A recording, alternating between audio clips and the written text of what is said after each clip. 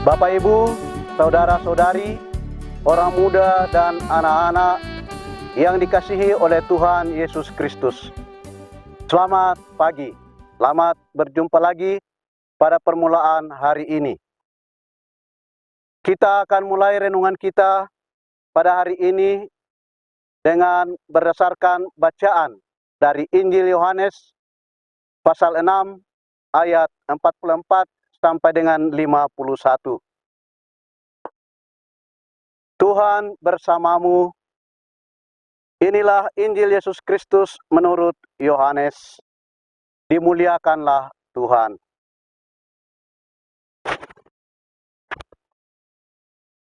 Di rumah ibadat di Kapernaum, Yesus berkata kepada orang banyak, "Tidak seorang pun dapat datang kepadaku jikalau ia tidak ditarik oleh Bapa yang mengutus aku.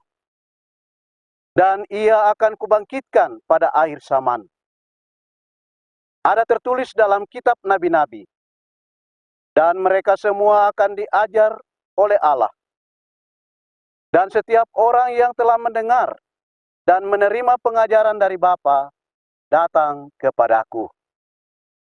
Hal itu tidak berarti bahwa ada orang yang telah melihat Bapa.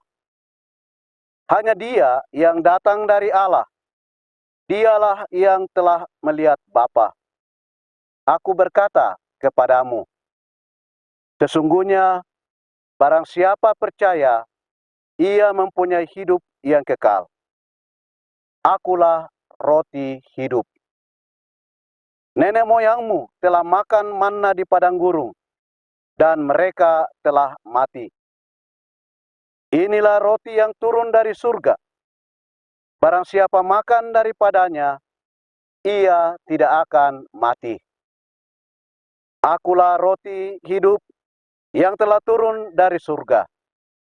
Jikalau seorang makan dari roti ini, ia akan hidup selama-lamanya. Dan roti yang kuberikan itu ialah dagingku yang akan kuberikan untuk hidup dunia.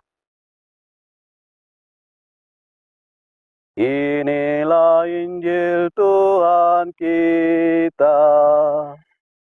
Sabdamu sungguh mengagumkan. Tema renungan kita hari ini, buah-buah Ekaristi. Saudara-saudari yang terkasih, makanan yang kita santap, baik secara sadar maupun tidak sadar, oleh sistem tubuh akan diubah menjadi energi yang memungkinkan kita beraktivitas dengan baik. Bagaimana proses itu terjadi, kita tidak menyadarinya atau tidak mengetahuinya. Demikian pun dengan Ekaristi Kudus, santapan rohani kita. Ketika hosti dan anggur dipersembahkan di altar dan dikonsekrasi, dalam iman kita meyakini bahwa itu sudah berubah menjadi tubuh dan darah Kristus. Idealnya, ketika kita mengikuti Ekaristi, kita diharapkan mengikutinya dengan hormat dan menyambut tubuh Kristus secara sadar. Tubuh Kristus adalah makanan jiwa yang memberikan kekuatan sebagaimana dijanjikannya. Akulah roti hidup. Jikalau seseorang makan dari roti ini, ia akan hidup selama-lamanya. Ekaristi adalah puncak kehidupan iman.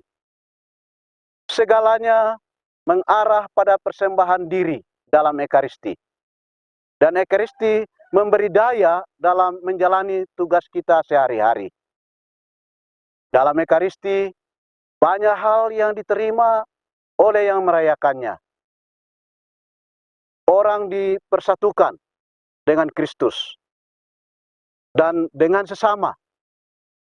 Orang diteguhkan hidupnya melalui sabda-sabdanya.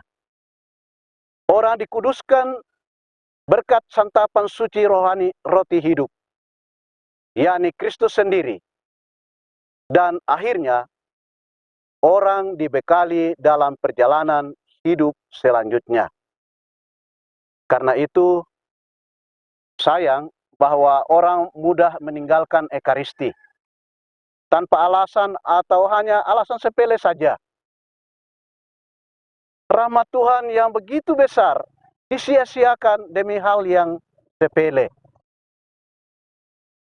Saudara-saudari, firman Tuhan hari ini mengingatkan kita akan buah-buah Ekaristi.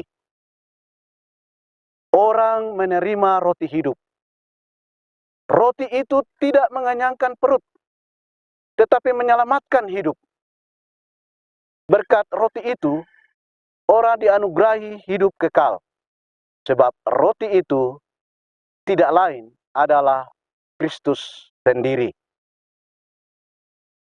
Persatuan erat dengan Kristus memungkinkan kita untuk bersatu dengan yang ilahi, karena dalam Kristus ada keilahian.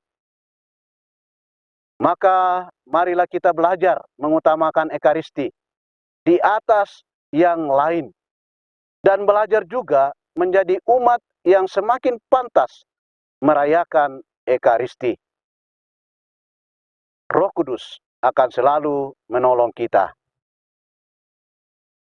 Marilah berdoa. Tuhan, terima kasih atas anugerah hari baru. Terima kasih atas perlindungan malam tadi. Terima kasih atas kesehatan badan dan jiwa. Tuhan, kami bersyukur karena Engkau warisi warisan yang menyelamatkan kami, yakni Ekaristi. Dalam Ekaristi, kami bersatu dengan Engkau dan sesama kami. Semoga kami semakin sering merayakan Ekaristi untuk menggali anugerah-anugerah surgawi yang berarti bagi hidup kami. Kristus terang dunia, berkatilah keluarga-keluarga kami.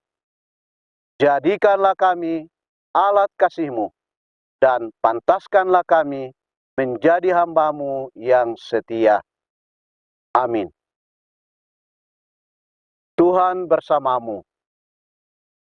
Semoga keluarga kita, orang-orang yang kita kasihi dan doakan, seluruh aktivitas kita hari ini dilindungi, dibimbing, dan diberkati oleh Allah yang Maha Kuasa, Bapa dan Putra dan Roh Kudus.